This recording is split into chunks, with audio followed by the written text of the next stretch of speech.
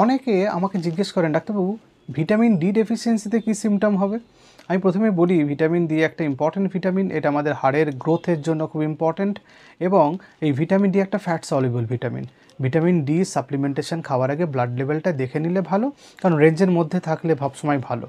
আর vitamin ডির খুব important 5টা লক্ষণ ডেফিসিয়েন্সিতে কী কী লক্ষণ হয় সেটা আপনাদের আমি বলে দেবো। তার মধ্যে 1 নম্বর হচ্ছে মুড সুইং করা, অ্যাংজাইটি বা ডিপ্রেশন, এগুলো খুব ইম্পর্টেন্ট।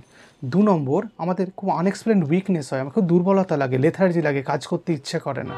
3 নম্বর, হাড়ে হাড়ে ব্যথা হতে পারে, খুব গায়ে ব্যথা, হাড়ে ব্যথা হয়। 4 নম্বর, মাসল ক্র্যাম্প হতে পারে, কোনো জায়গায় টান ধরে গেল, ক্র্যাম্প হলো।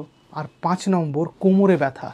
কোমরে ব্যথাটা খুব ইম্পর্টেন্ট ভিটামিন ডি ডেফিসিয়েন্সির সিমটম, কিন্তু ওটা আমাদের ইগনোর করলে হবে না। সুতরাং এই 5টা যদি কারো থাকে, তাহলে সে ভিটামিন ডি টেস্ট করে দেখতে পারেন তার ভিটামিন ডি কম আছে না নর্মাল আছে। যদি কম থাকে তাহলে ভিটামিন ডি খেতে হবে সাপ্লিমেন্টেশন।